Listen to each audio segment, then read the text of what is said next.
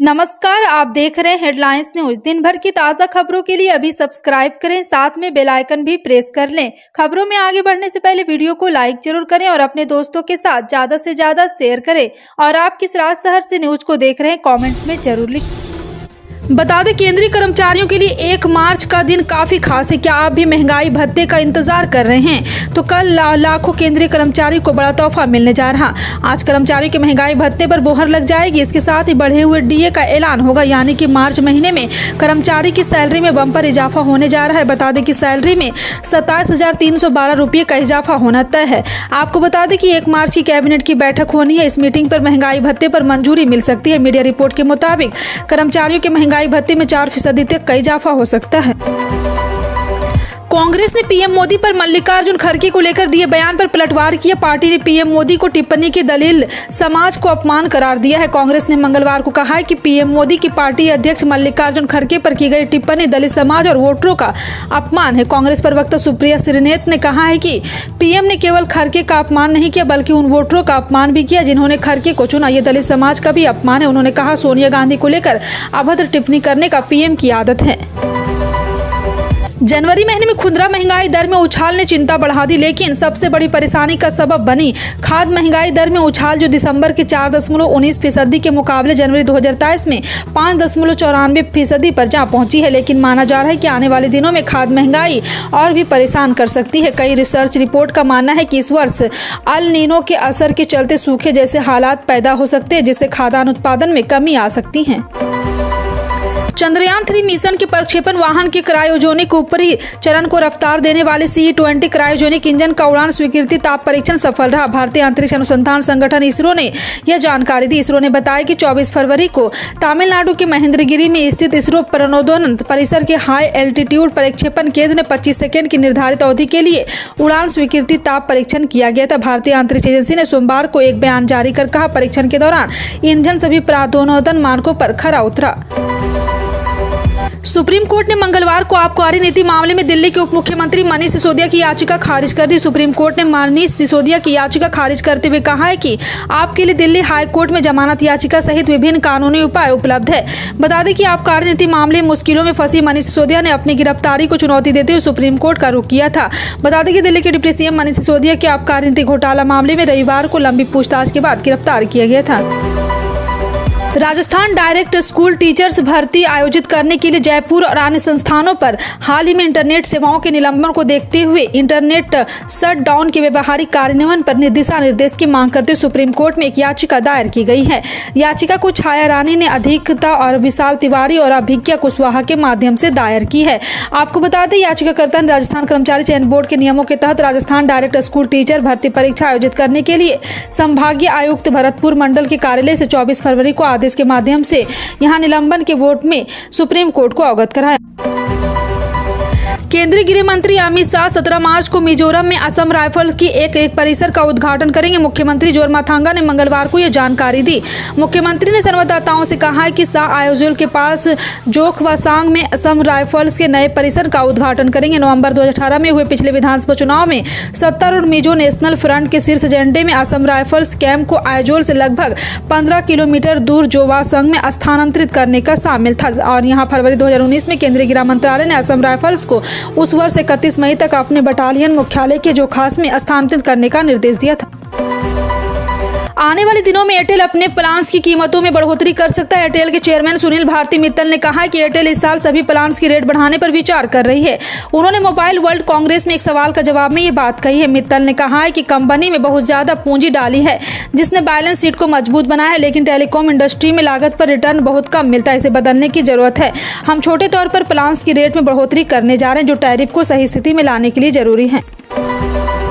बिहार के शिक्षा मंत्री डॉक्टर चंद्रशेखर ने एक बार फिर रामचरितमानस पर सवाल खड़े किए। उन्होंने बजट सत्र के दौरान विधानसभा के बाहर कहा, मैं अपने पुराने बयान पर कायम हूँ। रामचरितमानस में थोड़ा कचरा है जिसे साफ करने की जरूरत है। उन्होंने रामचरितमानस की एक और चौपाई पर सवाल खड़ा कर दिया है। और आपको बता दें कि इसके पहले भी डॉक्टर चंद्रशेखर ने मनुस्मृति और रामचरितमानस को समाज में नफरत फैलाने वाला ग्रंथ बताया था। दिल्ली में अरविंद केजरीवाल सरकार के 2 मंत्री मनीष सिसोदिया और सत्येंद्र जैन ने अपने अपने पद से इस्तीफा दे दिया है। न्यूज एजेंसी पीटीआई के मुताबिक मुख्यमंत्री अरविंद केजरीवाल ने दोनों का इस्तीफा स्वीकार भी कर लिया है। इस्तीफा देने वाले दोनों ही नेता अलग अलग मामलों में आरोपी हैं। सीएम अरविंद केजरीवाल के बाद आम आदमी पार्टी में मनीष सिसोदिया ही सबसे बड़े नेता हैं। उनके पास दिल्ली सरकार के कुल 33 में से 18 विभाग हैं। थोक बाजार में प्याज का भाव गिरने के बीच महाराष्ट्र के मुख्यमंत्री एकनाथ शिंदे ने मंगलवार को विधानसभा में कहा कि उनकी सरकार प्याज की खेती करने वाले किसानों के साथ है। उन्होंने कहा है कि यदि जरूरत पड़ी तो सरकार किसानों की वित्तीय मदद भी मुहैया कराएगी। और आपको बता दें, निचले सदन में शिंदे ने कहा है कि हम प्याज की खेती करने वाले किसानों के साथ मजबूती के साथ खड़े हैं। भारतीय राष्ट्रीय कृषि सहकारी विपणन संघ ने प्याज की खरीद शुरू कर दी है। भारत सरकार ने 25 साल से ज्यादा पुराने हो चुके तेल और टैंकर और थोक वाहकों के लाइसेंस रद्द कर दिए हैं। आपको बता दें कि पुराने वाहनों में ग्रीन हाउस गैसों का ज्यादा उत्सर्जन होता है और भारत इनकी जगह नए वाहकों का इस्तेमाल करना चाहता है। इस समय भारत दुनिया का तीसरा सबसे बड़ा ग्रीन हाउस और उत्सर्जन देश है, लेकिन उत्सर्जन कम करने के लिए वह कई कदम उठा रहा है। इस दिशा में अपने बढ़ते हुए भारत अपने जहाजी बेड़ों को औसत उम्र घटाने जा रहा है। देश के जहाजरानी महानिदेशक ने इस बारे में जानकारी दी। साथ ही 20 साल से ज्यादा पुराने वाहकों की खरीद पर भी बैन लगा दिया गया है।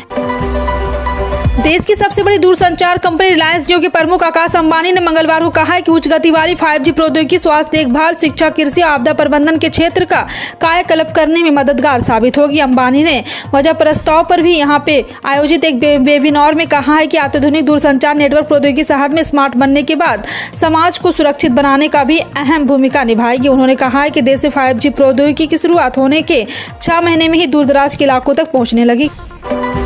छत्तीसगढ़ में हाल ही में हुए कांग्रेस के महाधिवेशन में प्रियंका गांधी के स्वागत में बिछाए फूलों को लेकर बघेल सरकार की खूब किरकिरी हुई थी।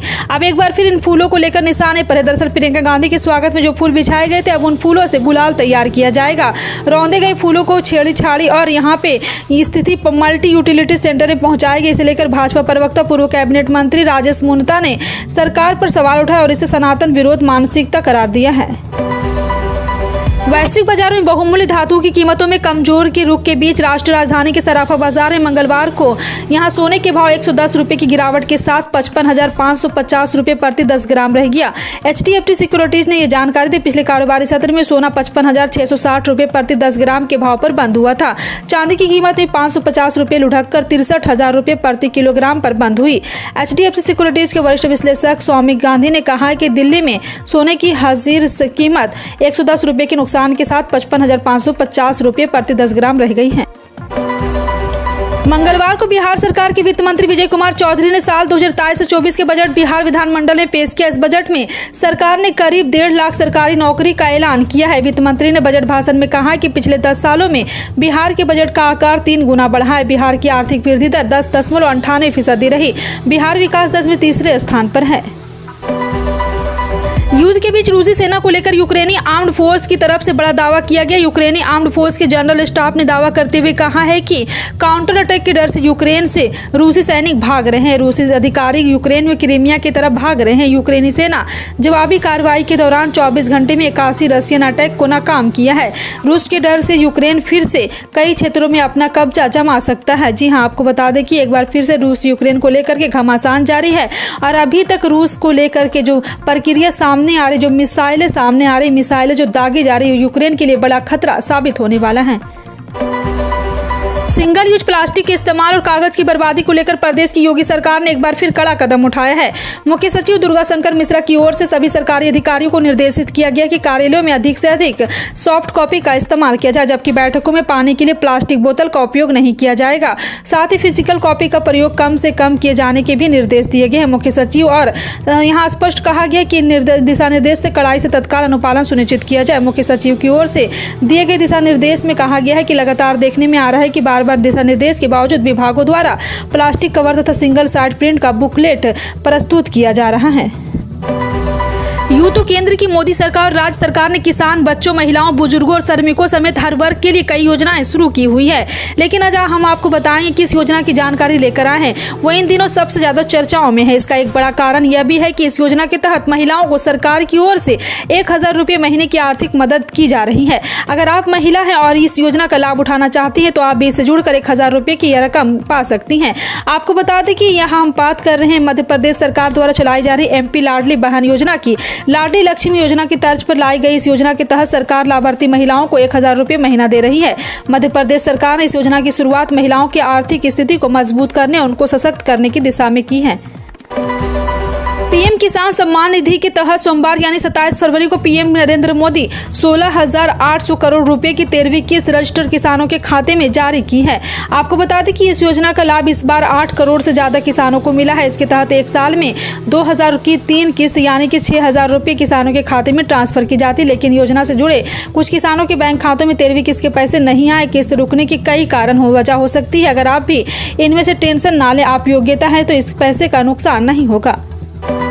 वैश्विक महामारी कोरोना भारत में धीरे धीरे दम तोड़ता नजर आ रहा है और खत्म होने के कगार पर भी पहुंच गया है, लेकिन मौसम में बदलाव के बीच एक बार फिर से देश में कोरोना के मामले थोड़े बढ़ने लगे हैं। पिछले 5 दिनों में देश में कोरोना के लगातार 150 से ज्यादा नए केस सामने आए हैं। लंबे समय बाद ऐसा है जब देश में लगातार 150 से ज्यादा कोरोना के नए मामले सामने आ रहे हैं। इससे पहले देश में 24 घंटे में 100 से भी कम कोरोना के नए मामले सामने आ रहे थे।